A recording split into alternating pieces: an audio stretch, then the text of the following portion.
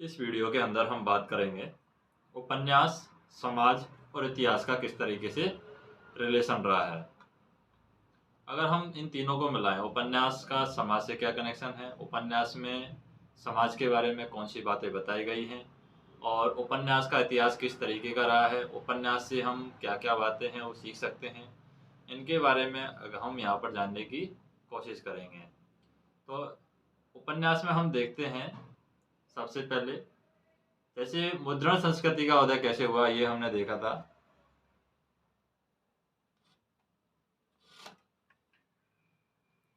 तो जैसे हमने देखा था मुद्रण संस्कृति का उदय कैसे हुआ, किस प्रकार से संचार के नए रूपों को लोग एक दूसरे से बारे में सोचने लगे, एक दूसरे से जुड़ने के तरीकों को बदल दिया गया। और आपने यह भी देखा कि मुद्रण संस्कृति से साहित्य के नए रूपों का संभव बनाया है। हम यहाँ पर साहित्य के एक ऐसे ही नए रूप उपन्यास के बारे में पढ़ेंगे क्योंकि इसका आधुनिक सोच के दर्रे से निहायत नज़दीकी रिश्ता रहा है। पहले हम पश्चिम में उपन्यास के इतिहास को, फिर भारत के कुछ इलाकों में इसके विकास का अध्ययन करेंगे। हम देखेंगे कि बहुत सारे आपसी फर्क के बावजूद दुनिया के विभिन्न हिस्सों में उपन्यासों में काफ़ी अहम समानताएं भी यहाँ पर पाई जाती हैं। अलग अलग जगह पर जो उपन्यास लिखे गए थे उनमें भिन्नताएं थी, उनमें जो इतिहास को दर्शाया गया है वो अलग अलग तरीके से यहाँ पर दर्शाया गया है।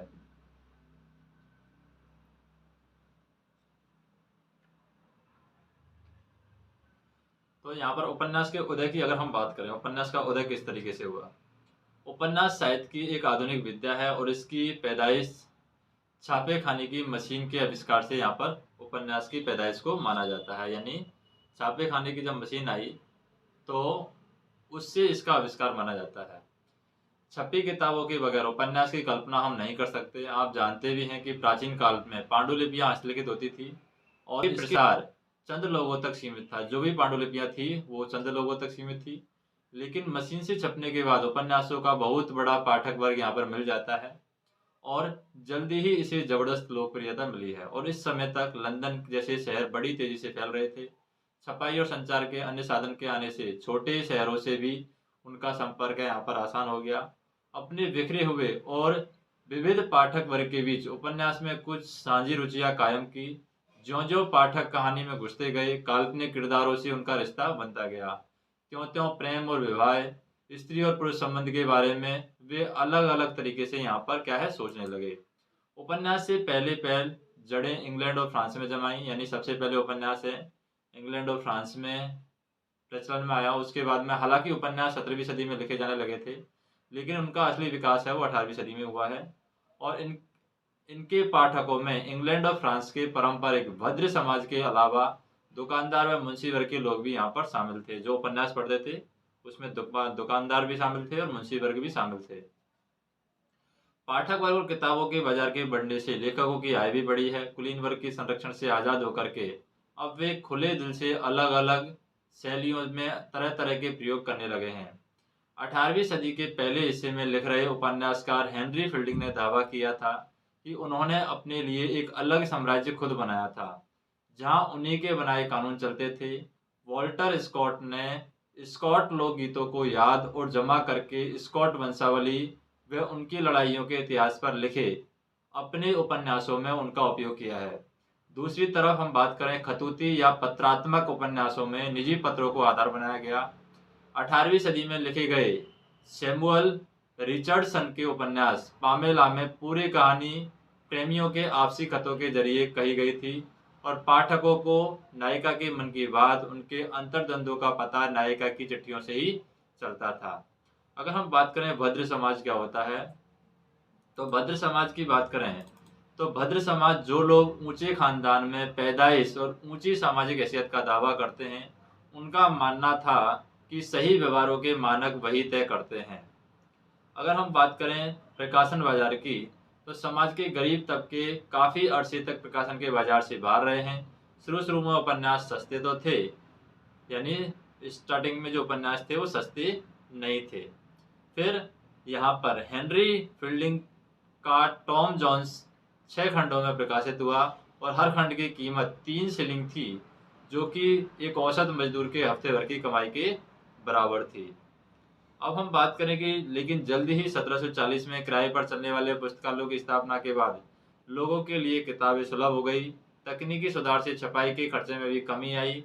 मार्केटिंग के नए तरीकों से किताबों की बिक्री बढ़ी और फ्रांस में प्रकाशकों को लगा कि उपन्यासों को घंटे के हिसाब से किराए पर उठाने से ज्यादा लाभ होता है। याद रखना है हमें, उपन्यास बृहद स्तर पर उत्पादित और बेची जाने वाली सर्वप्रथम वस्तुओं में से एक है।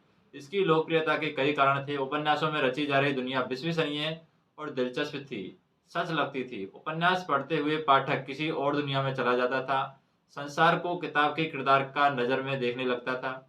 इन्हें अकेले अकेले भी पढ़ा जा सकता था, दोस्त रिश्तेदारों के साथ मिल बैठकर बोलकर भी इन पर चर्चा की जा सकती थी। देहाती इलाकों में लोग अक्सर इकट्ठा होकर उपन्यास को बड़े गौर से किसी एक को पढ़ते हुए सुनते देखे जा सकते हैं।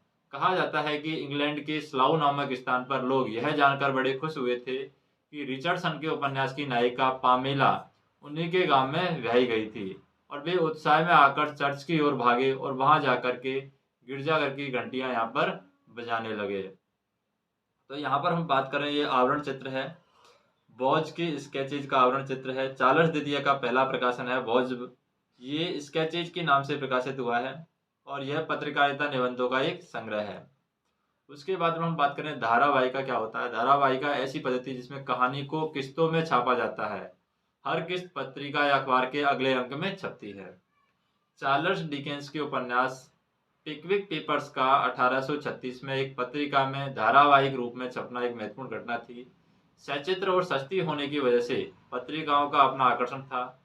धारावाहिक मुद्रण के चलते पाठकों का रहस्य का मजा मिलने लगा। वे आपस में चरित्रों पर चर्चा करने लगे, हफ्ता भर हफ्ता उनकी कहानियों के साथ जीने लगे। और ठीक इसी तरह जैसे आज के टीवी सीरियल के साथ होता है, वैसे ही पहले धारावाहिक का होता था। ऑल द ईयर राउंड का आवरण प्रश्न हम यहाँ से देख सकते हैं। चार्ल्स डिकेंस द्वारा संपादित पत्रिका ऑल द ईयर राउंड का सबसे महत्वपूर्ण पहलू यह था कि उसमें डिकेंस के उपन्यास धारावाहिक के रूप में छपते थे। पुस्तकालयों का काफी प्रचार किया जाता है, यहाँ पर पुस्तकालयों का नोटिस लगा हुआ है। इसी तरीके से यहाँ पर हम देखें लियो तोल्स्टॉय है। ये तोल्स्टॉय प्रसिद्ध रूसी उपन्यासकार थे जिन्होंने ग्रामीण जीवन और समुदाय पर काफी कुछ लिखा है। अब बात करें उपन्यासों की दुनिया की, अगर हम बात करें, इससे पहले आने वाली तमाम लिखित कृतियों की तुलना में उपन्यास आम लोगों की जिंदगी में ज्यादा करीब थे। इसमें राज्यों और साम्राज्यों की तकदीर बदलने वाली महान हस्तियों की चर्चा नहीं होती थी, बल्कि इसमें आम इंसानों की रोजाना की जिंदगी का चित्रण भी हमें मिलता है। 19वीं सदी में यूरोप में औद्योगिक युग में प्रवेश किया, फैक्ट्रियां आई, व्यवसाय में मुनाफे बढ़े, अर्थव्यवस्था फैली, लेकिन साथ ही मजदूरों की समस्याएं भी बढ़ी। शहर अधिक काम और कम मजदूरी पर खटते श्रमिकों से भर गए थे। गरीब बेरोजगार काम की तलाश में सड़कों की खाक छानने लगे थे, वर्क हाउस और रैन बसरों में पनाह लेने लगे थे। उद्योगों की प्रगति के साथ साथ मुनाफाखोरी को सही और मजदूरों को कमतर इंसान मानने की यहाँ पर प्रवृत्ति चल पड़ी। और इस घटनाक्रम की कड़ी निंदा करते हुए चार्ल्स डिकेंस जैसे उपन्यासकारों ने लोगों के जीवन व चरित्र पर औद्योगिकरण के दुष्प्रभावों के बारे में लिखा है। उनके उपन्यास हार्ड टाइम्स में वर्णित कोक टाउन एक उदास काल्पनिक औद्योगिक शहर है जहां मशीनों की भरमार है, धुआं उगलती चिमनियां हैं और प्रदूषण से स्याही पड़ी नदियां हैं, और मकान सब एक से हैं। मजदूरों को यहाँ हाथ की संज्ञा से जाना जाता है और मशीन चलाने के अलावा उनकी कोई और अस्मिता नहीं है। डिकेंस ने न केवल लाभ के लोभ की आलोचना की, बल्कि वह उन विचारों को भी आड़े हाथ लिया जो इंसानों को महज उत्पादन का औजार मानते हैं। अपने दूसरे उपन्यासों में डिकेंस ने औद्योगिकरण के दौर में शहरी जीवन की दुर्दशा का चित्रण किया है। उनका ओलिवर ट्विस्ट एक ऐसे ही अनाथ की कहानी कहता है जिसे छोटे मोटे अपराधियों और भिखारियों की दुनिया में रहना पड़ा है। एक निर्मम वर्क हाउस और एक कामगार में पलने बढ़ने के साथ ओलिवर को अंततः एक अमीर ने गोद ले लिया और वह सुख से रहने लगा। पर गरीबों के जीवन से जुड़ा हर उपन्यास पाठकों को सुखांत का आनंद दे, यह जरूरी नहीं है। एक युवा खनिक की जिंदगी पर लिखित एमिली जोला का जर्मिनल खादान मजदूरों के शोचनीय हालात का जायजा लेता है और उसका अंत दुखद है। नायक जिस हड़ताल की अगुवाई कर रहा था वह असफल रहती है और उसके बाद मजदूर उसके खिलाफ खड़े हो जाते हैं और आशा की कोई किरण यहाँ पर नहीं दिखती है। भूखा ओलिवर खाने के लिए और मांगता है, जबकि कारखाने में काम करने वाले बाकी बच्चे डर से उसे देखने लगते हैं। और ओलिवर ट्विस्ट में बना ये चित्र हम यहाँ पर देख सकते हैं। ओलिवर यहाँ पर भूखा ओलिवर है, ये खाने के लिए और मांगता है यहाँ पर। फिर यहाँ पर हम देखें, ये एमिला जोला का चित्र है यहाँ पर। तो ये एडवर्ड माने ने 1867 में बनाया गया था और चित्र में फ्रांसीसी लेखक अपनी मेज के सामने बैठे हैं और इस चित्र में किताबों के साथ उनके गहरे रिश्ते की झलक यहाँ पर दिखाई देती है। अगर हम बात करें समुदाय और समाज की, तो उपन्यास के ज्यादातर पाठक हैं शहरों में रहते थे। उपन्यासों ने उनमें ग्रामीण समुदाय की नियति के साथ जुड़ने का भाव पैदा किया। मिसाल के तौर पर 19वीं सदी के उपन्यासकार टॉमस हार्डी ने इंग्लैंड के तेजी से गायब होते यहाँ पर देहाती समुदायों के बारे में लिखा है और यह वही समय था जब बड़े किसानों ने अपनी जमींदारी को यहाँ पर क्या है वाड़ा बंद कर दिया था और मशीनों पर मजदूर लगा करके उन्होंने बाजार के लिए उत्पादन शुरू कर दिया था। हमें इस बदलाव का एहसास हार्डी के मेयर ऑफ कैस्टर ब्रिज को पढ़कर होता है। यह कहानी है ये माइकल हैचर्ड की है, जो पहले अनाज का व्यापारी होता है और फिर क्रेस्टरविज नामक देहाती शहर को मेयर बनने में सफल हो जाता है। वह स्वतंत्र विचारों की व्यक्ति है जिसमें अनेक अपने ही तरीके से व्यापार करता है, पर अपने कर्मचारियों के साथ उनका रवैया अनिश्चित, कभी बेहद दयालु तो कभी एकदम निर्दयी होता है।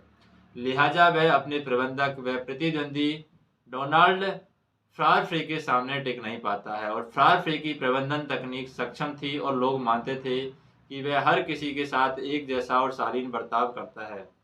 हम देख सकते हैं कि हार्डी इस कहानी में उस गायब होते वक्त का अफसोस करते हैं जिसमें एक तरह का अपमानना था। हालांकि उन्हें पुरानी व्यवस्था की खामियां और नई खूबियों का भी यहाँ पर एहसास था।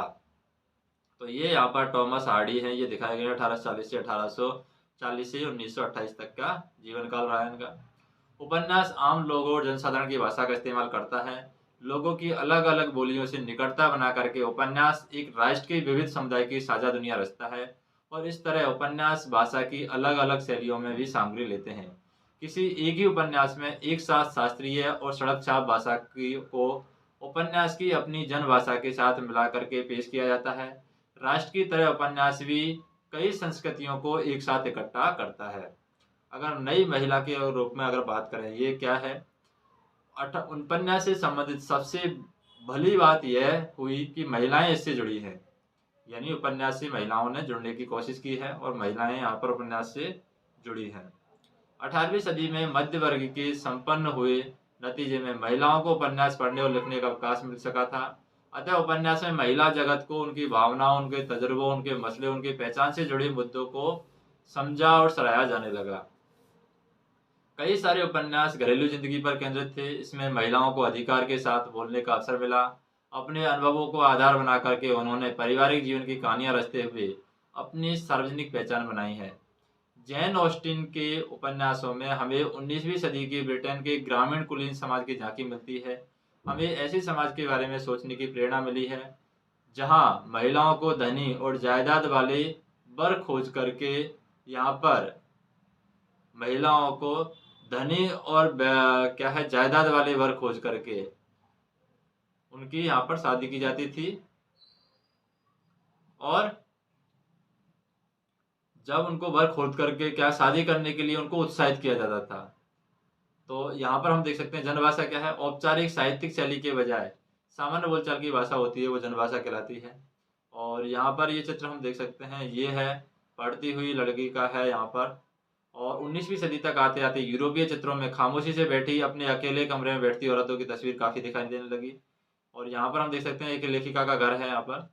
लेखिका के घर में यहाँ पर जब औरतों ने उपन्यास लिखना शुरू कर दिया तो बहुत सारे लोगों को लगा कि वे अब पत्नी व माँ की परंपरागत भूमिकाओं को नहीं संभालेगी और घर यहाँ पर क्या है अस्त व्यस्त हो गया। इस तरीके से घर है यहाँ पर अस्त व्यस्त हो जाता है। तो यहाँ पर हम देखें कि जैन ऑस्टिन के उपन्यासकार जो उपन्यास था जैन ऑस्टिन का उपन्यास प्राइड एंड प्रिजुडिस की पहली पंक्ति देखें तो यह एक सर्वस्वीकृत सत्य है कि कोई अकेला आदमी अगर मालदार है तो उसे एक अदद बीवी की तलाश होगी। इस बयान से हम ऑस्टिन के समाज को हम समझ सकते हैं कि उनके उपन्यासों को औरतें क्यों हमेशा अच्छी शादी और पैसे की फिराक में रहती थी। यानी हम कह सकते हैं कि उनके जो उपन्यासों की जो औरतें हैं, यानी कि ऑस्टिन के उपन्यासों में जो औरतें थी, वो अच्छी शादी और पैसे की फिराक में रहती थी। लेकिन महिला उपन्यासकारों ने सिर्फ ग्रसित चित्रों को ही लोकप्रिय नहीं बनाया है। हमें उनकी कृतियों में अक्सर ऐसी औरतें मिलती हैं जो सामाजिक मान्यताओं को मानने से पहले उनसे लड़ती हैं। इन कहानियों से पाठिकाओं को विद्रोह करने की प्रेरणा अवश्य मिली है और शार्लट ब्रांट की 1847 में प्रकाशित जैन आयर में युवती जैन को आजाद ख्याल और दृढ़ व्यक्तित्व वाली दिखाया गया है। यद्यपि इस दौर की महिलाओं को खामोश और शालीन रहने का संस्कार दिया जाता था, लेकिन जैन 10 साल की उम्र में ही बड़ों के पाखंडों का मुंहतोड़ जवाब देकर के चौंका देती थी। उससे हमेशा बुरा सलूक करने वाले अपनी आंट से वे कहती थी कि लोग आपको नेक औरत समझते हैं, लेकिन हकीकत में आप बुरी हैं। आप शातिर हैं और इस जिंदगी में तो मैं आपको आंट नहीं कहने वाली। तो यहाँ पर हम देख सकते हैं ये विवाह अनुबंध बताया गया है। यहाँ पर हम देख सकते हैं कि चित्र अगले से 2 आदमी हैं, ये अगले हिस्से में बैठे हुए हैं 2 आदमी। ये शादी के कारनामों पर दस्तखत कर रहे हैं, जबकि औरतें हैं यहाँ पर किनारे बैठी हुई हैं। ये औरतें हैं यहाँ पर किनारे बैठी हुई हैं। तो युवाओं के लिए उपन्यास की अगर हम बात करें, ये शार्लट ब्रांड है। तो युवाओं के लिए उपन्यास की बात करें, किशोरों के लिए उपन्यासकारों में या उपन्यासों में एक तरह का आदर्श पुरुष यहाँ पर पेश किया गया। वो ताकतवर, दृढ़, स्वतंत्र और साहसी था। ऐसे ज़्यादातर उपन्यासों की कथा भूमि यूरोप में या यूरोप से दूर कहीं ऐसी जगह पर होती थी और घटनाएं हैं यहाँ पर जो घटनाएं दिखाई जाती थी, घटनाएं जोश के साथ में दिखाई जाती थी और घटनाएं जब जोश के साथ में दिखाई जाती थी तो जोश और साहस के कारनामों से यहाँ पर घटनाएं भरी होती थी। उपन्यासकार औरतों की अगर बात करें, उपन्यासकार औरत जॉर्ज एलियट का असली नाम था मैरी एन इवांस। ये जॉर्ज एलियट का असली नाम था Mary Ann Evans. George Eliot उनका लेखकीय नाम था। वह एक प्रसिद्ध उपन्यासकार थी और उनका मानना था कि उपन्यासों से औरतों को खुद को स्वच्छंदता पूर्वक व्यक्त करने का अवसर मिलता है। हर औरत साहित्य लिखने में सक्षम होती है। कथा लेखन साहित्य की एक ऐसी शाखा है जिसमें अपने ढंग से औरतें मर्दों की पूरी तरह बराबरी कर सकती हैं। कोई शैक्षणिक बंदिशें औरतों को कथा लेखन की सामग्री से वंचित नहीं कर सकती। कला की ऐसी कोई प्रजाति नहीं है जो कड़ी आवश्यकताओं से इतनी आज़ाद हो। और यहाँ पर उपनिवेशों की स्थापना करने वालों को नायक का सम्मान दिया जाता था, क्योंकि वे अनजान वातावरण में देशी लोगों से जूझ रहे थे। देसी समाज के अनुरूप खुद को ढालते हुए उसे भी बदल रहे थे। वे भूभागों में उपनिवेश बना करके उसमें राष्ट्र विकसित कर रहे थे और इन विद्या की किताबों में आर.एल. स्टीवेंसन की ट्रेजर आइलैंड और यहाँ पर रडियार्ड किपलिंग की जंगल बुक बहुत मशहूर हुई है। फिर हम बात करें ब्रितानी साम्राज्य के बोलचाल के ज़माने में, जी.ए. हेंटी के ऐतिहासिक साहित्य साहसिक उपन्यास का भी से बेहद लोकप्रिय थे। उसने अजनबी इलाकों पर विजय हासिल करने का उत्साह और हौसले का भाव पैदा होता रहेगा। इतनी पृष्ठभूमि मेक्सिको, अलेक्जेंड्रिया, साइबेरिया जैसे अनेक देशों की होती है। इनकी कहानियों में अक्सर युवा लड़कों को ऐतिहासिक घटनाओं का गवाह बनाया जाता है।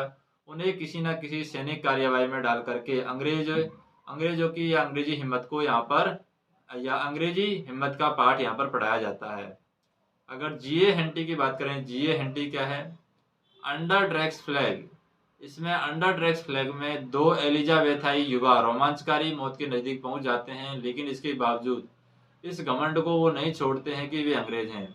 यहाँ पर देखो नेड है, ये किस्मत से हमें उम्मीद से ज्यादा साथ दिया। हो सकता है कि उस दिन मर जाते जब हम यहाँ पहुंचे, लेकिन हमने तो मैदानों में शिकार करते 6 महीने वजह से बिता दिए। अब मरना ही है तो हम अंग्रेजों की तरह और ईसाइयों की तरह बर्ताव करते हुए मरेंगे। किशोरियों की लिखी प्रेम कहानियां भी इसी जमाने में खास तौर पर अमेरिका में लोकप्रिय हुई है। हेलेन हेलेन हंट जैक्सन कृत रमोना और यहाँ पर सूजन कुलीज की छदम नाम से लिखने वाली सारा चौसी बुलजी की सीरीज हॉट कैटिडिड ने काफी नाम कमाया है। उपनिवेशवाद के बाद की अगर हम बात करें, उपनिवेशवाद के बाद इस तरह यूरोप में उपन्यास का उदय उस समय हुआ जब वह बाकी विश्व पर औपनिवेशिक कब्जा जमा रहा था।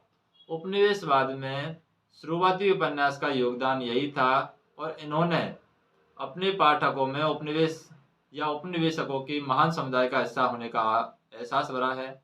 डैनियल डेफो कृत यहाँ पर रॉबिन्स क्रूसो का नायक साहसिक यात्री होने के साथ साथ दास व्यापारी है और एक द्वीप पर जहाजी दुर्घटना के बाद पड़ा हुआ वह गैर गोरे लोगों की बराबरी का इंसान नहीं बल्कि इसमें हीनतर जीव मानता है। एक देशी को मुक्त करा करके उसे वह अपना गुलाम बना लेता है। वह उससे अपना नाम पूछना भी जरूर नहीं समझता, बस अपनी तरफ से उसे फ्राइडे कहता है। पर उस समय क्रूसो का व्यवहार असामान्य नहीं समझा गया, क्योंकि उस दौर में ज्यादातर लेखक उपनिवेशवाद की एक सहज और कुदरती परिघटना मानते थे। उन्हें उपनिवेशीकृत या गुलाम बनाया गया था। उन लोगों को आदि मानुष बर्बर इंसान से कमतर माना जाता था और यह भी उपनिवेशवाद उनको सभ्य पूर्ण इंसान बनाने को जरूरी औजार था। काफी बाद 20वीं सदी में आकर के जोसेफ कॉनरेड जैसे लेखकों ने अपने उपन्यासों में औपनिवेशिक गुलामी के स्याय पक्ष का यहाँ पर उजागर किया है। जिन्हें गुलाम बनाया गया था उनका विश्वास था कि उपन्यासों ने उन्हें अपनी अस्मिता, अपने मसलों, अपने राष्ट्रीय सरोकारों को समझने का मौका दिया है। उपन्यास भारत में कैसे और कब लोकप्रिय हुए, समाज के लिए इनके क्या महत्व है, उनके बारे में हम भारत में बात करते हैं। उपन्यास भारत कब आया, अगर इसकी बात करें, भारत में गद्य कथाएं पहले भी लिखी जा रही थी। मिसाल के तौर पर वाणभट्ट ने 7वीं सदी में संस्कृत में कादम्बरी लिखी थी। पंचतंत्र एक और मशहूर उदाहरण है। इसके अलावा फारसी और उर्दू में भी साहस, वीरता और चतुराई के किस्सों की लंबी परंपरा रही है, जिसे यहाँ पर दास्तान कहते हैं। लेकिन ये कृतियां हम आज जिसे उपन्यास कहते हैं इनसे भिन्न थी। भारत में आधुनिक उपन्यास का विकास 19वीं सदी में पश्चिम उपन्यास से भारतीयों के परिचय के बाद हुआ। भारतीय भाषाओं, छपाई व पाठक वर्ग के विकास में इसमें काफी मदद मिली है। यहाँ के आरंभिक उपन्यास बंगाली और मराठी में लिखे गए हैं। मराठी का पहला उपन्यास है बाबा पदणजी का यमुना पर्यटन, जिसमें विधवाओं की दुर्दशा को आधार बना करके सीधी सादी कहानी बुनी गई थी। इसके बाद लक्ष्मण मौरेश्वर हालवे कृत यहाँ पर मुक्तमाला आया और यह कोई यथार्थवादी कृति नहीं थी, बल्कि इसके जरिए एक रूमानी कहानी के कलेवर में नैतिक सीख देने की कोशिश की गई। फिर 19वीं सदी के अग्रणी उपन्यासकारों ने किसी न किसी उद्देश्य को लेकर के उपन्यास रचे हैं। उपनिवेशवादी शासकों को उस समय को भारतीय संस्कृति कमतर नजर आती थी और वही भारतीय उपन्यासों ने देश में आधुनिक साहित्य का विकास करने के उद्देश्य से लिखा ऐसा साहित्य जो लोगों में राष्ट्रीयता की भावना, उपनिवेशी शासकों से बराबरी का एहसास जगा सके। और विभिन्न क्षेत्रीय भाषाओं में उपन्यासों के अनुवाद में उपन्यास की लोकप्रियता तो बढ़ी थी और इसका कई और इलाकों में भी विकास हुआ है। सारे मराठी उपन्यास यथार्थवादी नहीं थे। नारो सदाशिव रिंगस्वाद अपने मराठी उपन्यास मंजू घोष में बेहद सौंदर्यात्मक शैली का इस्तेमाल किया था और इस उपन्यास में हैरत अंगेज घटनाओं की भरमार थी। और यहाँ पर रिदिस्तव ने जानबूझकर के यह शैली चुनी थी।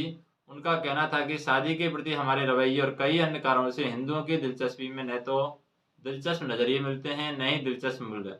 अगर हम रोजमर्रा के तजुर्बों के बारे में लिखें तो उसमें कोई मजेदार नहीं रहेगा। इसलिए अगर हमें मनोरंजक किताब लिखनी है तो हमें बेजोड़ चीज़ों का इस्तेमाल करना चाहिए, बेजोड़ चीज़ों को लेना ही पड़ेगा। फिर हम बात करते हैं दक्षिणी भारत में उपन्यास। दक्षिण भारत में उपन्यास किस तरीके से है। दक्षिणी भारतीय भाषाओं में भी उपन्यास औपनिवेशिक काल के दौरान ही आने लगे। कई शुरुआती उपन्यास तो अंग्रेजी उपन्यासों के अनुवाद के बाद में छपे हैं। मिसाल के तौर पर मालाबार के उपनिषदाधीश ओ चंदू मेनन ने बेंजामिन डिज़रायली के उपन्यास हेनरिएटा डेम्पल का मलयालम में तर्जुमा अनुवाद करने की कोशिश की, लेकिन उन्हें जल्दी महसूस हुआ कि केरल के उनके पाठ अंग्रेजी उपन्यासों के चरित्र में रहन सहन, उनके कपड़ों, उनकी बोलचाल, उनके रस्म और रवाजों से वाकिफ नहीं हैं। उन्हें अंग्रेजी उपन्यासों का ठेठ अनुवाद निहायत उबाऊ लगता है, इसलिए उन्होंने अनुवाद का विचार छोड़ दिया। अंग्रेजी उपन्यासों की तर्ज पर एक और मलयालम कहानी लिखी इंदुलेखा नामक एक मजेदार उपन्यास मलयालम का पहला आधुनिक उपन्यास यहाँ पर माना गया था।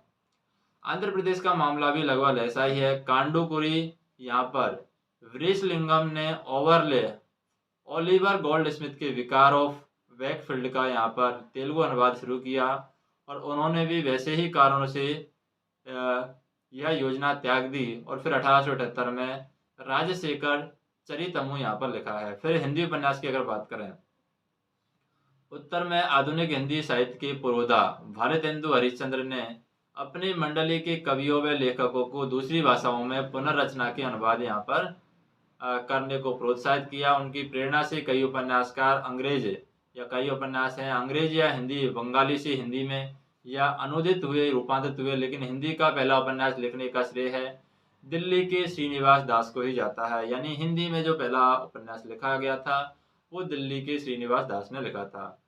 पिकविक एब्रोड का एक चित्र है, यहाँ पर हम देख सकते हैं। ये रेडोल्फ एफ मारियन, क्रॉफोर्ड, मेरी कौशली जैसे 19वीं सदी के छोटे अंग्रेज उपन्यास के औपनिवेशिक भारत में बहुत मशहूर थे। उनके उपन्यास ऐतिहासिक प्रेम कथा, रोमांचकारी किस्सों और सनसनी पर आधारित होते थे। वे यहाँ आसानी से उपलब्ध थे। उनकी कई भारतीय भाषाओं में अनुवाद और रूपांतरण किया गया है। भारत में रेनाल्ड का पिकनिक एब्रोड चार्ल्स डिकेंस के मूल उपन्यास पिकनिक पेपर्स के मुकाबले ज्यादा प्रसिद्ध था।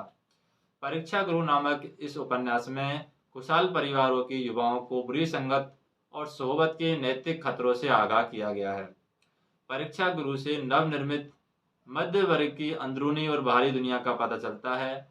उपन्यास के चरित्रों को औपनिवेशिक शासन से कदम मिलाने में कैसी मुश्किल आती हैं, अपनी सांस्कृतिक अस्मिता को लेकर के वे क्या सोचते हैं, यह इस उपन्यास का कथन है। औपनिवेशिक आधुनिकता की दुनिया उसको एक साथ भयानक और आकर्षक मालूम पड़ती है। उपन्यास पाठक के जीने के सही तरीके बताता है। हर विवेकवान इंसान से यह उम्मीद करता है कि वे समाज चतुर और व्यवहारिक बने, पर साथ ही अपनी संस्कृति और परंपरा में जमे रहकर इज्जत और गरिमा की जिंदगी जिए। तो यहाँ पर उपन्यास के जो किरदार हैं अपने कर्म से दो अलग संसारों के बीच की दूरी पाटने की कोशिश करते दिखाई देते हैं। वे नई कृषि तकनीक अपनाते हैं, व्यापार कर्म को आधुनिक बनाते हैं, भारतीय भाषा के प्रयोग बदलते हैं ताकि वह पाश्चात्य विज्ञान और भारतीय बुद्धि दोनों की अभिव्यक्ति करने में सक्षम हो सके। युवाओं से अखबार पढ़ने की स्वस्थ आदत डालने की अपील की जाती है, लेकिन उपन्यास में इस बात पर जोर है कि वह सब मध्यम वर्गीय गृहस्थी के पारंपरिक मूल्यों पर समझौता किए बगैर हो। अपनी तमाम अच्छी मंशा के बावजूद परीक्षा गुरु बहुत ज्यादा पाठक नहीं जुटा पाया, शायद इसलिए कि इसकी शैली कुछ अधिक उपदेशात्मक थी। अगर हम बात करें हिंदी उपन्यास की पाठक वर्ग देवकी नंदन खत्री के लेखन से पैदा हुआ। माना जाता है कि उनकी बेस्ट सेलर थी चंद्रकांता संतति, जो फतासी के तत्वों से बना हुआ रोमानी उपन्यास था। ये उस समय के शिक्षित तबकों में हिंदी भाषा और नागरिक लिपि की लोकप्रिय बनाने में अहम भूमिका निभाई। हालांकि इसे मात्र पढ़ने के मजे के लिए लिखा गया था, फिर भी इससे इसके पाठक वर्ग की चाहत और इसके भय के बारे में दिलचस्प सुराग यहाँ पर मिलता है।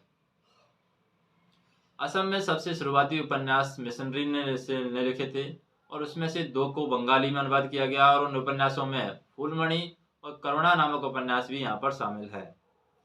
1888 में असमिया विद्यार्थियों ने कोलकाता में असमिया भाषाएं और यहाँ पर उन्नति साधन नामक संस्था का गठन किया और जॉनकी के नाम से एक पत्रिका निकालनी शुरू कर दी और इस पत्रिका के जरिए नए लेखकों को उपन्यास की विद्या को विकसित करने का मौका मिला। और रजनीकांता वारदोलाई है, उसने असम में मनोमति के नाम से पहला बड़ा ऐतिहासिक उपन्यास लिखा और यह उपन्यास बर्मी अतिक्रमण के बारे में था और जिसकी कहानियां लेखक ने संभवतः उस पुराने सिपाहियों से सुनी होगी और 1819 के अभियान में हिस्सा ले चुके थे।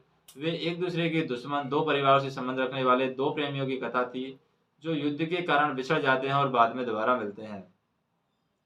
प्रेमचंद के लेखन के साथ हिंदी उपन्यास में उत्कृष्टता आई है। उर्दू से लिखना शुरू कर वे बाद में हिंदी में लिखने लगे। दोनों ही भाषाओं में उसका प्रभाव है वो जबरदस्त था। उन्होंने पारंपरिक किस्सा गोसाई से अपने शैली के लिए प्रेरणा ली। कई आलोचक मानते हैं कि 1916 में प्रकाशित उनके उपन्यास सेवा बदन ने हिंदी उपन्यास को फतासी उपदेश और सरल मनोरंजन के दायरे से उठा करके आम लोगों की जिंदगी और सामाजिक सरोकार पर विचार करने वाली विद्या बना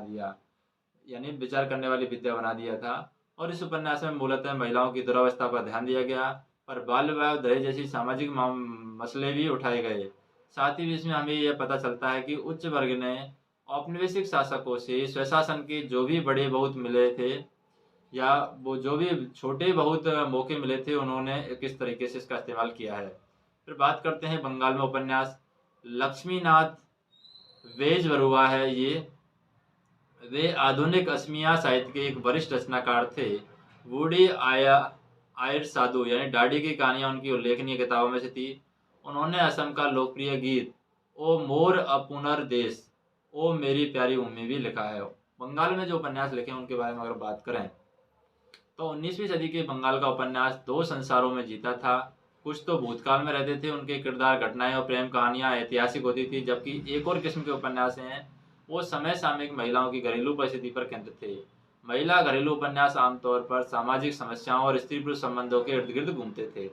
कलकत्ता का पुराना व्यापारी कुलीन वर्ग संगीत और नृत्य सभाओं और काव्य प्रतियोगिताओं को संरक्षण देता था।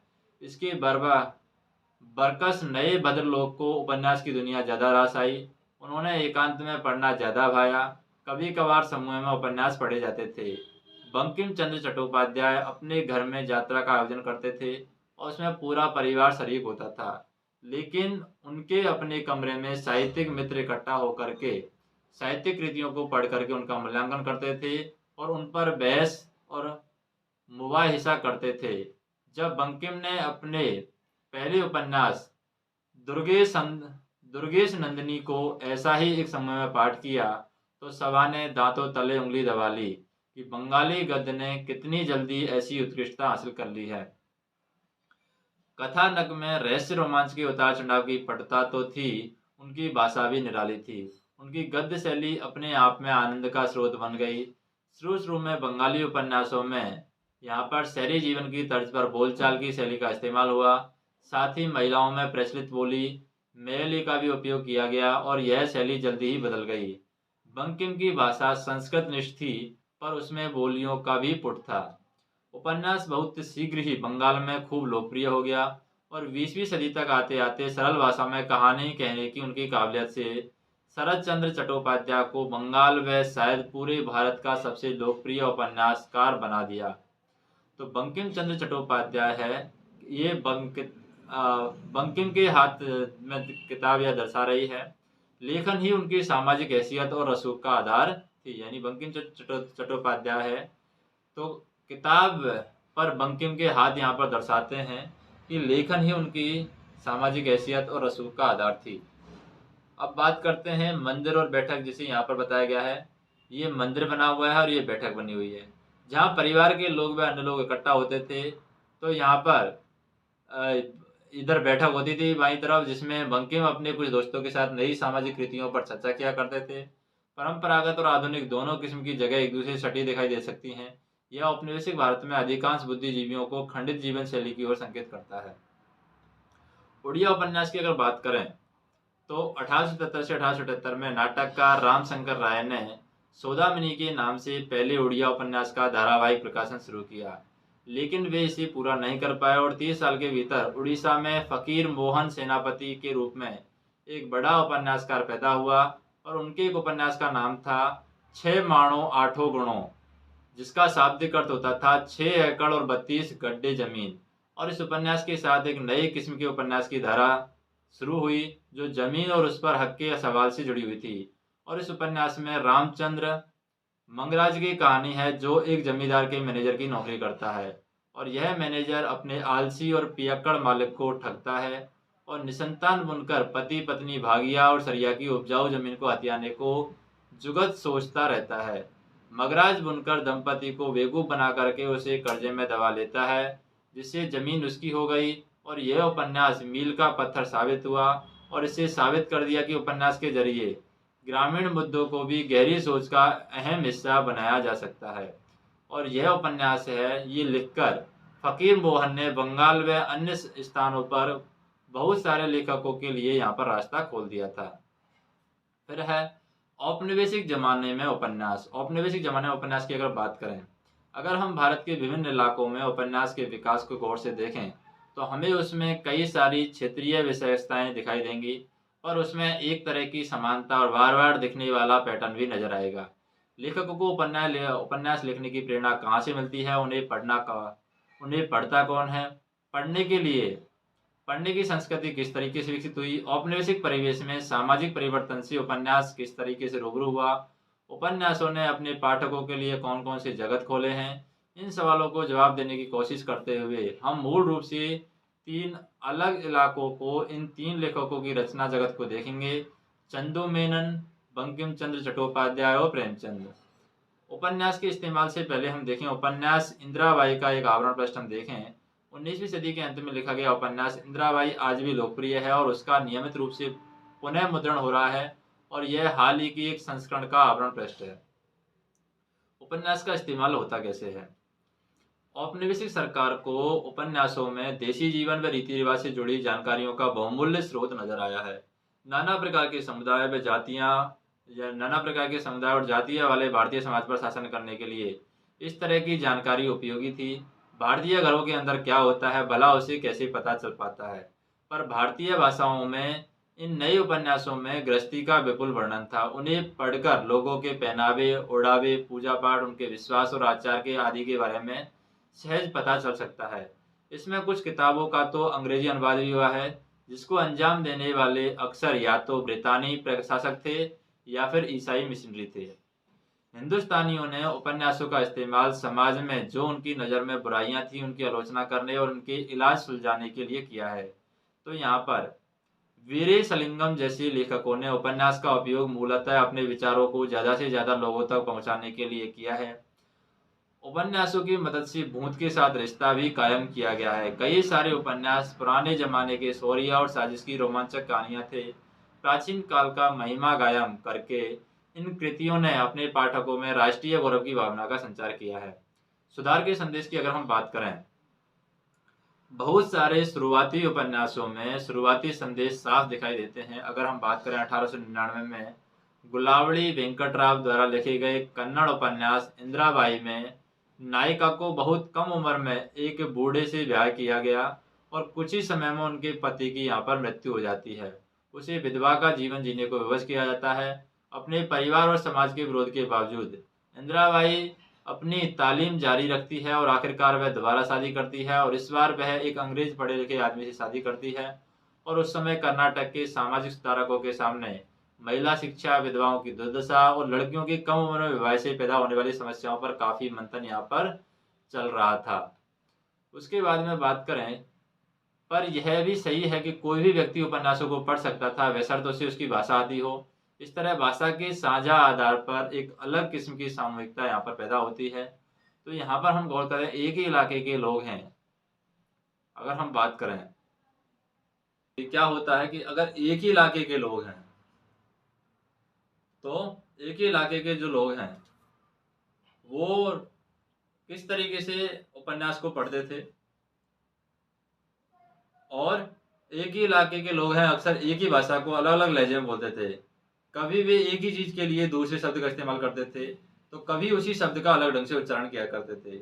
उपन्यास के आगमन के बाद में इस तरह की विविधताएं यहाँ पर छपाई की गई थी। अगर हम सुधार के संदेश की बात करें तो सुधार का संदेश किस तरीके से आता है, या फिर हम बात करें कि उपन्यास के आगमन के बाद में इस तरह की जो विविधताएं हैं वो छपाई की दुनिया में पहली बार दाखिल हुई। उपन्यास का कौन सा पात्र किस तरीके से बोलता है यह उसके इलाके, वर्ग और जाति का परिचायक बन गया और इस प्रकार उपन्यास के जरिए लोगों को यह जान पाए कि उनके इलाके में ही लोग उनकी भाषा किस तरीके से अलग ढंग से बोलते हैं। अगर हम सुधार के संदेश की अगर बात करें, मान लीजिए उपन्यास के थ्रू अगर सुधार का संदेश देना हो तो बहुत सारे शुरुआती उपन्यासों में सुधारवादी संदेश साफ दिखाई देने लगे हैं। उदाहरण के लिए अगर हम बात करें 1899 में यहाँ पर गुलावड़ी वेंकटराव द्वारा लिखे गए कन्नड़ उपन्यास इंदिराबाई में नायिका को बहुत कम उम्र में एक बूढ़े से विवाह किया गया और कुछ ही समय में उसके पति की मृत्यु हो जाती है। उसे विधवा का जीवन जीने को विवश कर दिया जाता है। अपने परिवार और समाज के विरोध के बावजूद इंदिराबाई अपनी तालीम जारी रखती है। आखिरकार वह दोबारा शादी करती है और इस बार वह एक अंग्रेज पढ़े लिखे आदमी से शादी करती है और उस समय कर्नाटक के सामाजिक सुधारकों के सामने महिला शिक्षा, विधवाओं की दुर्दशा, लड़कियों की कम उम्र में विवाह से होने वाली जो समस्याएं हैं उन पर काफी मंथन चल रहा था। और तमिल भाषा की सबसे लोकप्रिय ऐतिहासिक उपन्यासकार जो हैं आर कृष्णमूर्ति रहे हैं, जो कि कलिक के नाम से लिखते थे। उन्होंने स्वतंत्रता आंदोलन में बढ़ चढ़ कर हिस्सा लिया है। वे प्रसिद्ध तमिल पत्रिकाओं और आनंदी विंगटन के कलिक के संस्थापक थे या संपादक थे। सरल भाषा में लिखे और बहादुरी, रोमांच, रहस्य भरे उपन्यासों ने तमिल भाषा की पूरी पीढ़ी को अपने मोह पास में यहाँ पर बांध लिया था। तो कलिक के द्वारा लिखित और कलिक नामक पत्रिका में धारावाहिक प्रकाशित हुई उपन्यास को हम देख सकते हैं। फिर आधुनिक होने की जो समस्या है वो किस तरीके से सामने आती हैं, उपन्यासों की जो आधुनिक होने की समस्या है वो किस तरीके से सामने आती हैं। काल्पनिक कहानियां होने के बावजूद उपन्यास अक्सर अपने पाठकों से उनके असली संसार की बातें करते थे। यह यह भी तय था कि उसमें दुनिया की असलियत वैसी ही नहीं दिखाई देती थी जैसी कि वह वाकई है। कभी कभी उसमें दुनिया कैसी होनी चाहिए उसका आदर्श पेश किया जाता था। सामाजिक उपन्यासकार बहुत प्रकार से बहुधा आदर्श नायक नायिकाएं पेश करते थे जिन्हें उनके पाठक सराह सके, जिसका वे अनुसरण कर सके। वे आदर्श गुण भला कैसे परिभाषित होते थे। औपनिवेशिक काल के कई उपन्यासों में आदर्श व्यक्ति गुलामी के जीवन की सबसे अहम दुविधा का सफलतापूर्वक निर्वाह करता है। परंपरा को त्यागे बिना आधुनिक कैसे बने, पश्चिम से आने वाले विचारों को अपनी पहचान खोए बगैर कैसे स्वीकार करे। चंदू मेनन की इंदुलेखा के रूप में जिस पात्र का सृजन किया गया है उस अपूर्व सुंदरी में कई अद्भुत बौद्धिक और कलात्मक प्रतिभाएं थी और वह संस्कृत व अंग्रेजी पढ़ी हुई थी।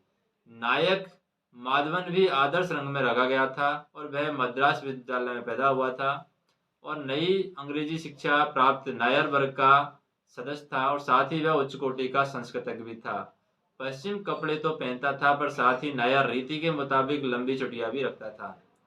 ज्यादातर उपन्यास के नायक और नायिकाएं आधुनिक दुनिया की पैदाइश थे। इस तरह वे भारत के पुराने जमाने की मिथकीय आदर्श चरित्रों से अलग थे और औपनिवेशिक युग में अंग्रेजी शिक्षा वर्ग को पाश्चात्य रहन सहन और विचार यहाँ पर आकर्षित करते थे, पर उन्हें इसकी कोई भी अंदेशा था कि यहाँ पर पश्चिम मूल्यों का थोक भाव से अपना लेने पर कहीं उनकी सामाजिक या अपनी पारंपरिक जीवन शैली न नष्ट हो जाए।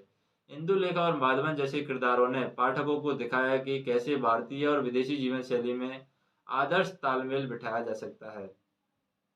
अगर हम पाठ के आनंद की बात करें, जैसे कि बाकी दुनिया की तरह उपन्यास भारत में मध्य वर्ग के मनोरंजन का लोकप्रिय माध्यम रहा है। किताबों के चलन में आने के बाद लोगों के साथ मन बहलावे के नए तरीके लग गए थे। सचित्र किताबें, दूसरी भाषाओं से अनुवाद, लोकप्रिय गाने जिन्हें कभी कभी समय सामयिक घटनाओं के आधार पर रचा जाता था, ये सब मनोरंजन के नए साधन थे। प्रिंट की एक नई संस्कृति में उपन्यास जल्दी ही महालोकप्रिय बन जाता है। मिसाल के तौर पर अगर हम बात करें, तमिल में 20वीं सदी के शुरुआती दशकों में उपन्यासों की बाढ़ सी आ गई थी। पाठक मांगे पूरी करने के लिए जासूसी और रहस्यात्मक उपन्यास को तो कई दफे छापना पड़ता था और कुछ एक तो 22 बार मुद्रित हुए हैं। उपन्यास की मदद से लोगों ने मौन रह करके पढ़ना सीखा। हम चुपचाप पढ़ने के ऐसी आदी हो चुके हैं कि हमारे लिए यह सोचना भी मुश्किल हो जाता है कि पहले के ज़माने में यह आम चलन नहीं था। और 19वीं सदी के आखिर तक, बल्कि शायद 20वीं सदी की शुरुआत तक लिखित पाठ बोल बोलकर पढ़ा जाता था ताकि इकट्ठा लोग सुन सकें। कभी कभी उपन्यास भी ऐसे पढ़े जाते थे, पर आमतौर पर उपन्यास अकेले में और खामोश रहकर पढ़े जाते थे। घर में अकेला बैठा या रेलगाड़ी में सफर करता व्यक्ति उपन्यास पढ़ने का आनंद ले सकता था, या किसी भीड़ भरे कमरे में पाठक उपन्यास की दुनिया में डूबकर सब कुछ भूल सकता था। इस तरह उपन्यास पढ़ना एक दिवा स्वप्न देखने जैसा लगा। और यहाँ पर कन्नड़ जो पत्रिका कंथाजली का प्रकाशन है 1929 में शुरू हुआ था। उसमें नियमित रूप से लघु कथाएं छपती थी और वहाँ पर कहानियां भी छपती थी। महिलाएं और उपन्यास की अगर हम बात करें, महिलाओं का उपन्यास से क्या कनेक्शन है, तो कुछ लोगों को यह चिंता सताने लगी कि उपन्यास को लोगों के जहन पर क्या प्रभाव पड़ेगा, क्योंकि ज्यादातर पाठक तो हकीकत की दुनिया में ऐसे ही काल्पनिक जगत में चले जाते थे जहाँ कुछ भी हो सकता है। उसमें से कुछ ने तो पत्र पत्रिकाओं में लेख लिख करके लोगों से अपील की कि वे उपन्यासों के नैतिक दुष्प्रभावों से बचे। यह निर्देश खासतौर पर महिलाओं और बच्चों को लक्षित था। माना जाता था कि उन्हें बड़ी आसानी से बहकाया जा सकता है। कुछ माँ बाप उपन्यासों को अपने बच्चों की पहुंच से बाहर, मसलन छज्जे पर छिपा कर रखते थे। युवा अक्सर पढ़ने का काम चोरी छिपे करते थे, लेकिन यह उत्साह सिर्फ युवाओं तक सीमित नहीं था। बूढ़ी बूढ़ी या बड़ी बूढ़ी महिलाएं जो आमतौर पर पढ़ी लिखी नहीं थी, वे भी लोकप्रिय तमिल उपन्यासों को अपने पोते पोतियों से बड़ी तल्लीनता से सुनती थी, जो कि दादी नानी की कहानियों की कहावत का एकदम उल्टा किस्सा हुआ करता था। लेकिन जो महिलाएं हैं, पुरुषों के द्वारा लिखी गई कहानियों का पाठिका मात्र बनकर नहीं रही हैं। कुछ भाषाओं में वे उनकी सबसे महत्वपूर्ण रचनाएं कविताएं, लेख और आत्मकथाएं बयान की हैं। और 20वीं सदी के आरंभिक दशकों में दक्षिणी भारत की लेखकों ने उपन्यास और कहानियां भी लिखी शुरू की हैं। महिलाओं के बीच उपन्यास की लोकप्रियता का एक और कारण यह भी था कि उसमें नारीत्व की एक नई परिकल्पना उभरती है। कई उपन्यासों की मूल कथानक प्रेम कहानियों में ऐसी महिलाएं आती थी जो अपने साथी या फिर रिश्ते को स्वयं चुन सकती थी या उन्हें अस्वीकार कर सकती थी। यानी इसमें ऐसी महिलाओं का चित्रण था जो अपनी जिंदगी को मालकिन खुद थी। कुछ लेखकों ने ऐसी नारियों के बारे में लिखा है जिन्होंने औरतों के साथ मर्दों की दुनिया को भी वहां पर बदल दिया है। तो यहाँ पर कास्ट चित्र में हम देखते हैं इस तरह की औरत पढ़ने का मजा लेती है और 19वीं सदी के अंत में पढ़ती हुई औरतों की छवियां भारत की लोकप्रिय पत्रिकाओं में अक्सर यहाँ पर दिखाई देने लगती है। उसके बाद में बात करें जब लेकिन महिलाएं जो है वो पुरुषों की तरह लिखी गई कहानियों की पाठिका मात्र बनकर नहीं रही हैं। कुछ भाषाओं में उनकी सबसे शुरुआती रचनाएं लेख और आत्मकथा यहाँ पर बयान करती हैं। और यहाँ पर राकैया हुसैन न समाज सुधारक है जिन्होंने विधवा होने के बाद कलकत्ता में एक बालिका विद्यालय की स्थापना की और उन्होंने अंग्रेजी में सुल्तान जे ड्रीम, सुल्तान का स्वप्न नामक एक व्यंग्यात्मक फतासी लिखी है जिसमें उस उलट पुलट भरी दुनिया की बात की गई है जहां महिलाओं ने पुरुषों की जगह ले ली है। और उनके उपन्यास पद्म राग ने अपनी किस्मत का फैसला खुद करके महिलाओं की दशा सुधारने का आह्वान किया है। हैरत की बात नहीं है कि कई सारे मर्द महिलाओं द्वारा उपन्यास लिखने और पढ़ने के चलन को शक की नज़र से देखते थे और शक करने वालों में हर समुदाय के लोग थे। ईसाई धर्म प्रचारक, बंगाली के शायद पहले उपन्यास करुणा ओ फूल मनीर विवरण की लेखिका जो है वो हाना मूलेंस ने अपने पाठकों को बताती है कि वे गुप्त रूप से लिखा करती थी और 20वीं सदी में सेल वाला गोश्त जया इसलिए लिख पाई क्योंकि उसने अपने पति का संरक्षण प्राप्त था। जैसा कि हमें दक्षिणी भारत के दृष्टांत से पता चलता है कि यहाँ भी लड़कियां और महिलाओं को पढ़ने में निरुत्साहित किया जाता था। औरतों को उपन्यास क्यों नहीं पढ़ना चाहिए इसके बारे में अगर बात करें तो 1927 में प्रकाशित एक तमिल लेख एक अंश यहाँ पर दिया गया है। प्रिय बच्चियों, इन उपन्यासों को पढ़ना मत, छूना भी नहीं, तुम्हारी जिंदगी तबाह हो जाएगी, तुम्हें बीमारियां और व्याधि घेर लेंगी।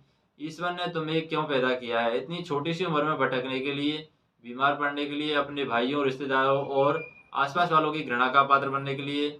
नहीं नहीं, तुम्हें माँ बनना है, तुम्हें अच्छी जिंदगी जीनी है, यही तुम्हारी देवी उद्देश्य है।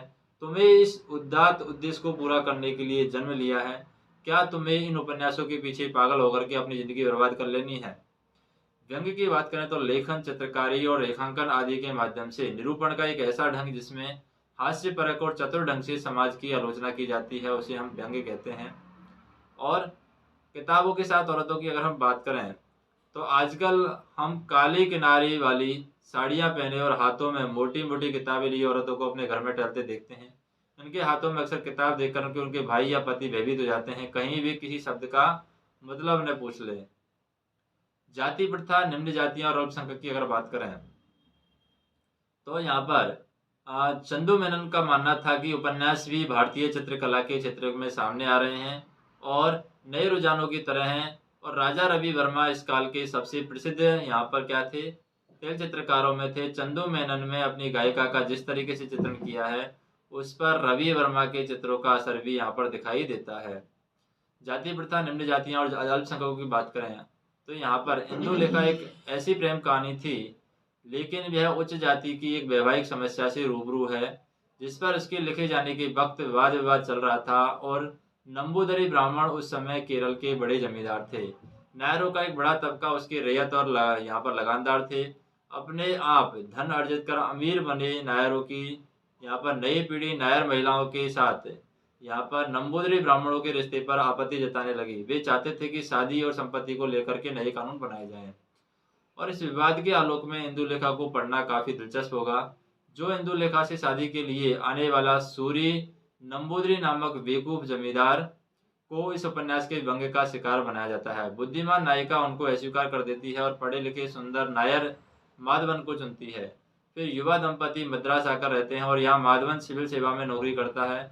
सूरी नंबूदरी की शादी की तड़प थी, लिहाजा वह उसी परिवार की एक यहाँ पर गरीब संबंधी में शादी रचाकर चला जाता है और यह सोचते हुए कि उसने इंदुलेखा से शादी की है। चंदू मेनन चाहते थे कि उसके पाठक नायक नायिका द्वारा अपनाए गए नए मूल्यों को सराहे और सूरी नंबूदरी के अनैतिक हथकंडों की निंदा करें। इंदिराबाई और इंदुलेखा जैसे उपन्यास उच्च जाति के उपन्यासकारों द्वारा मूल रूप से वैसे ही चरित्रों को लेकर के लिखे गए हैं, लेकिन सारे उपन्यास ऐसे नहीं हैं। उत्तरी केरल की अगर बात करें, उत्तरी केरल की निम्न जाति के लेखक पौथेरी कंजाम्बू ने 1892 में सरस्वती विजयतम नामक उपन्यास लिखा था।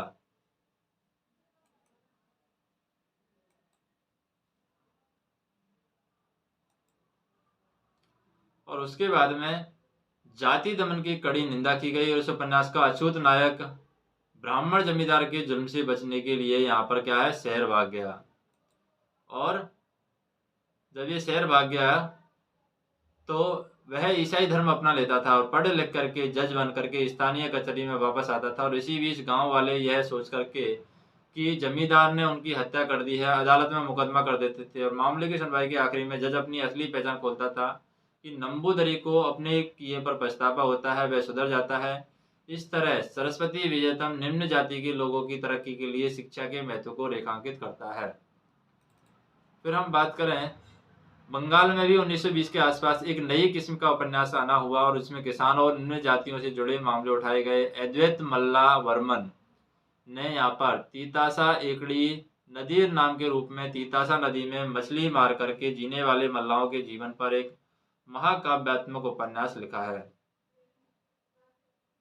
और इसमें मल्लाहों की 3 श्रेणियों की, उनकी सतत त्रासदियों की, उनकी अपनी सुहागरात की, एक दूसरे से बिछुड़ गए माँ बाप के बेटे, अंततः की कहानियां हैं। अंततः अपनी बिरादरी को छोड़ करके शहर आकर के पढ़ाई करता है। उपन्यास में मल्लाहों के सामुदायिक जीवन, उनकी खेत होली, उनकी काली पूजा उत्सवों का नौका दौड़, भटियाली गाने, किसानों से उनके रिश्ते और यहाँ पर दोस्ती दुश्मनी, उच्च जातियों के साथ उनकी जो बेमनस्ता का विवाद है वो यहाँ पर है। और धीरे धीरे शहर से आते सांस्कृतिक प्रभावों के दबाव में समुदाय में दरार पड़ जाती है। मल्लाह आपस में लड़ने लगते हैं। समुदाय और यहाँ पर नदी के बीच बड़ा नजदीकी आपसी संबंध है और इसका अंत भी साथ साथ होता है। ज्यों ज्यों नदी सूखती है समुदाय मरता जाता है। हालांकि बर्मन से पहले के उपन्यासकारों ने निम्न आजादी के किरदारों से रचे थे, पर तीतासा इसलिए खास है क्योंकि चूंकि लेखक खुद निम्न जाति के मल्ला समुदाय के थे। उसके बाद में वक्त के साथ उपन्यास माध्यम में ऐसे मामलों को स्थान मिलने लगा जो साहित्यिक परिदृश्य पर अब तक नजर नहीं आए हैं। मिसाल के तौर पर वैकोम मोहम्मद बशीर मलयालम में मशहूर होने वाले शुरुआती मुस्लिम उपन्यासकारों में से एक है। बशीर की औपचारिक शिक्षा नहीं के बराबर हुई है। उसकी ज़्यादातर कृतियाँ उनके अपने अनुभवों ने की पढ़ी हुई किताबों पर आधारित थी। 5 साल की उम्र में स्कूल की पढ़ाई करते समय उन्होंने नमक सत्याग्रह में भाग लेने के लिए घर छोड़ दिया और बाद में सालों तक भारत के विभिन्न हिस्सों में घूमते रहे। फिर अरब गए और जहाज पर काम किया। सूफी और हिंदू सेनानियों की सोहबत की और पहलवानी भी यहाँ पर सीखी है। बारिश की उपन्यासिकाएं और कहानियां आम बोलचाल की भाषा में लिखी गई है और बशीर की उपन्यास मुस्लिम घरों की रोजाना की जिंदगी में चुटीले अंदाज में बयान करते हैं। अपने लेखन में उन्होंने गरीब, पागलपन, बंदी जीवन पर ऐसी कथानक रची जो मलयालम और उस समय आम नहीं थी। किताबें संभाले बशीर की अगर बात करें, लेखिका के तौर पर अपने शुरुआती सालों में यहाँ पर बशीर को अपनी किताब के सहारे रोजी रोटी चलाने में भारी परेशानी पेश आई थी और वे खुद अपनी किताबें घरे और दुकानदारों में जाकर बेचते थे। बशीर ने अपनी कुछ कहानियों में उन दिनों का जिक्र किया है जब वे अपनी ही किताबों को घूम घूम करके बेचते थे। उसके बाद में अगर बात करें, जैसे बात करते हैं हम राष्ट्र और इसका इतिहास किस तरीके से रहा है, तो औपनिवेशिक इतिहासकारों के द्वारा लिखे गए इतिहास में हिंदुस्तानियों को आमतौर पर कमजोर, आपस में विभाजित और अंग्रेजों पर निर्भर बताया जाता है। इस इतिहास में भारत के नए प्रशासकों और बौद्धिकों को असंतोष होना लाजमी है। नहीं उनका विश्वास सुर असरों के हैरतअंगेज और अंधविश्वासी कारनामों व किरदारों से यहाँ पर पटी पारंपरिक पौराणिक कहानियों पर जम जाता है। और जब ये जम जाता है तो ऐसे मानस को भूत के एक नए दृष्टिकोण की दरकार है। वे यह जताना चाहते हैं कि भारतीय स्वतंत्र चेतना वाले हैं, इतिहास में भी आज़ाद ख्याल के रहे हैं। उन्हें उपन्यास से एक नया साधन या समाधान मुहैया कराया गया है। उसमें राष्ट्र और भूतकाल में कल्पित किया जा सकता है और इस तरह अतीत में ऐतिहासिक चरित्र, स्थान और घटनाएं और तारीख के हो सकती हैं। बंगाल में कई सारे उपन्यास मराठों और राजपूतों को लेकर के लिखे गए थे। इसमें अखिल भारतीयों को एहसास पैदा हुआ, उसमें कल्पित राष्ट्र रोमानी साहस, वीरता और त्याग से ओतप्रोत था। वे ऐसे गुण थे जिन्हें 19वीं सदी के दफ्तरों और सड़कों पर पाना मुश्किल था। इस तरह उपन्यास में गुलाम जनता को ने अपनी चाहत को साकार करने का यहाँ पर जरिया ढूंढा है। भूदेव मुखोपाध्याय कृत अंगुरियान विनिर्माय बंगाल में लिखा जाने वाला एक पहला ऐतिहासिक उपन्यास है जिसके नायक शिवाजी धूर्त कुटिल औरंगजेब ने कई बार लोहा लेते हैं। साथ ही सिंह शिवाजी की शांति समझौता के आज्ञा करते हैं, लेकिन यह समझाने के बाद औरंगजेब उन्हें नजरबंद करना चाहता है और शिवाजी भाग निकलते हैं और फिर से जंग के मैदान में नजर आते हैं। उनके साहस और जीवन का प्रेरणादायक या प्रेरणा स्रोत में विश्वास था जो हिंदुओं को आज़ादी के लिए लड़ रहे राष्ट्रवादी हैं। जैस्मिन फिल्म का दृश्य हम देख सकते हैं। यहाँ पर बहुत सारे उपन्यास पर फिल्म बनी है। तक्षी शिवशंकर पिल्ले द्वारा लिखित उपन्यास यहाँ पर चेम्मीन झींगा 1956 में केरल के मछुआरा समुदाय की पृष्ठभूमि पर आधारित है और इसके पात्र मलयालम की विभिन्न शैलियों से बात करते हैं और राजू करतियात के निर्देशन में चेम्मीन फिल्म 1965 में बनाई गई है। फिर है कन्नड़ फिल्म चोमना दुदी का एक दृश्य है। यहाँ पर यह फिल्म 1930 में प्रसिद्ध कन्नड़ उपन्यासकार शिवराम कारांत द्वारा लिखी गई और इसी नाम के उपन्यास पर आधारित है। उपन्यास में कल्पित राष्ट्र में इतनी ताकत थी कि इसमें प्रेरित होकर के असली राजनीतिक आंदोलन उठा खड़े हुए। बंकिम का आनंद मठ 1882 में मुसलमानों से लड़ करके हिंदू साम्राज्य स्थापित करने वाले हिंदू सैन्य संगठन की कहानी कहता है और इस एक उपन्यास में तरह तरह के स्वतंत्रता सेनानियों को प्रेरित किया गया है। इसमें से बहुत कुछ उपन्यास हमें राष्ट्र के बारे में और कुछ इस तरीके से सोचने को मजबूर करते हैं, क्या भारत को सिर्फ एक धार्मिक समुदाय का होना था? किन लोगों के पास में इस राष्ट्र के वासी होने का कुदरती दावा था? फिर है उपन्यास और राष्ट्र निर्माण की अगर बात करें, साहस और शौर्यशाली अतीत के आह्वान के जरिए उपन्यास को एक साझे राष्ट्र के एहसास को लोकप्रिय बनाने में मदद मिली है। साझा समाज दिखाने का एक और तरीका यह है कि उपन्यास में हर तबके और वर्ग के चरित्र यहाँ पर क्या है गढ़े जाएं और प्रेमचंद के उपन्यासों में समाज के हर स्तर से आए जो नानाविध शक्तिशाली चरित्र हैं, वहाँ आपको एक तरफ यहाँ पर जमींदार और नवाब मिलेंगे तो दूसरी तरफ हम बात करें किसान और भूमिहर मजदूर मिलेंगे, मध्य वर्ग के नौकरी पेशा लोग मिलेंगे और समाज के हाशिए पर पड़े इंसान भी। इनकी महिलाएं खासतौर पर निचले वर्ग की और गैर आधुनिक औरतें भी ताकतवर व्यक्तियों की मालकिन थी। अपने कई दीगर समकालीन के विपरीत प्रेमचंद ने प्राचीन इतिहास से मोह से परहेज कर लिया। उनके उपन्यासों में अतीत के महत्व को न तो भूलते हुए और भविष्य की ओर देखने का पहलू नहीं है। बंकिम चंद्र की मृत्यु के बाद में रविंद्रनाथ टैगोर बंगाल उपन्यास को और विकसित किया। उनके शुरुआती उपन्यास ऐतिहासिक पृष्ठभूमि पर आधारित होते थे, बाद में घरेलू संबंधों के बारे में कहानियां लिखने लगे। टैगोर मुख्य रूप से औरतों की हालात और राष्ट्रवाद पर लिखे रहते हैं और उनकी ये दोनों चिंताएं घरे बायरे में दिखाई देती हैं। उनका 1919 में आज़ादी में the home and the world के नाम से अनुवाद किया गया और एक उदारवादी जमींदार निखिलेश की पत्नी विमला की कहानी है।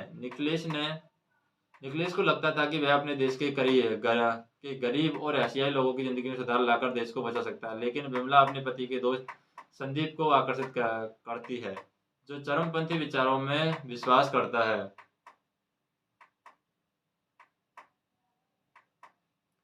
संदीप अंग्रेजों को उखाड़ फेंकने के उद्यम में इतना खोया हुआ है कि उसे निचली जातीय मुसलमानों के यहाँ पर वेगानगी के यहाँ पर आसमान से कोई दिक्कत नहीं है। संदीप की टोली में शामिल होकर के विमला के भीतर यहाँ पर आत्मबैत्व और स्वाभिमान की भावना जाग जाती है। रविंद्रनाथ ने औरतों के लिए राष्ट्रवादी आंदोलन में हिस्सेदारी के अंतर्विरोधी प्रभावों में दर्शाया है। टोली के युवा सदस्य विमला को भले ही तारीफ करते हों, लेकिन इसके बावजूद वह अपने फैसलों को प्रभावित नहीं कर सकता। वस्तुतः संदीप आंदोलन के लिए चंदा इकट्ठा करने में उनका इस्तेमाल ही करता रहे। टैगोर के उपन्यास इसलिए ध्यान खींचते हैं क्योंकि उनको पढ़ करके हम औरत और मर्द के रिश्ते और राष्ट्रवाद दोनों के बारे में पुनर्विचार को व्यक्त हो सकते हैं। समाज के विभिन्न तबकों से आते प्रेमचंद के पात्र जनवादी मूल्यों पर आधारित समाज बनाते दिखते हैं। रंगभूमि का केंद्रीय चरित्र सूरदास तथा कथित अछूत जाति का ज्योतिहीन भिखारी, इस तरह के नायक का चयन अपने आप में खास बात है और संदेश यह है कि सबसे दबे कुचले सताए लोग भी साहित्यिक रचना के विषय में हो सकते हैं। हम सूरदास को तंबाकू फैक्ट्री के लिए कब्जे से अपने जमीन को बचाने के लिए संघर्षरत पाते हैं। कहानी पढ़ते पढ़ते हम ये समाज और आम लोगों के जीवन पर औद्योगिकरण के असर के बारे में सोचने लगते हैं। इससे दरअसल किसका फ़ायदा होता है? क्या उसके हित में जीने के अन्य तरीकों को बलि देना ज़रूरी है? सूरदास की कहानी के स्रोत महात्मा गांधी के व्यक्तित्व और विचारों में खोजे जा सकते हैं। गोदान की बात करें, गोदान है प्रेमचंद की सबसे मशहूर कृति है और यह भारतीय किसानों पर लिखा गया एक महान उपन्यास है। इस उपन्यास में किसान होरी और उसकी बीवी की को धनिया की कहानी है। समाज में सत्ता के मालिक लोग, जमींदार और महाजन, पुजारी और औपनिवेशिक नौकरशाह उन्हें अपने दमन के दुष्चक्र में ऐसा फंसाते हैं कि वे भूमिहीन मजदूर बन जाते हैं। पर सबके बावजूद होरी और धनिया है आखिरी तक अपनी गरिमा बनाए रखते हैं। तो प्रेमचंद की अगर बात करें हम, तो हमने देखा है कि इतिहास में उपन्यास किस तरीके से पश्चिम और भारत दोनों जगहों पर विभिन्न तबकों के लोगों की जिंदगी में अहम हिस्सा बन गया था। छपाई की तकनीक में विकास के चलते यह अपने छोटे पाठक वर्ग से बाहर निकलता हुआ पठन के नए तरीके सुलझाता है। उपन्यासों ने ऐसे लोगों की कहानियां पढ़ी हैं जिसके बारे में आमतौर पर शिक्षित और जो मध्यम वर्गीय समाज है इनके बीच जानकारी नहीं के बराबर है। हमने प्रेमचंद के हवाले में कुछ ऐसी मिसालें देखी हैं, लेकिन ये उदाहरण दूसरे उपन्यासकारों में भी मौजूद हैं। भिन्न भिन्न पृष्ठभूमि के लोगों को एक साथ लाने पर एक साझा सामुदायिक समझ बनती है। ऐसे समुदाय को सबसे गौरतलब रूप राष्ट्र का ही है और यह जो बात है, ये बात भी उतनी ही अहम है कि ताकतवर और कमजोर दोनों तरह के लोगों व संस्कृतियों के साथ ला करके उपन्यास वह नए समुदायों की प्रकृति के बारे में बहुत सारे सवाल खड़े करता है। हम ये कहते हैं कि उपन्यास साझेपन का एक एहसास पैदा करता है, साथ ही अलग अलग तरह के लोगों, समुदायों, मूल्यों का बोध कराता है। साथ ही विभिन्न समूह के लोग किस तरीके से अपनी पहचान पर सोचते हैं, उस पर सवाल उठाते हैं। उपन्यास हमें इनके बारे में भी अंदाजा देता है।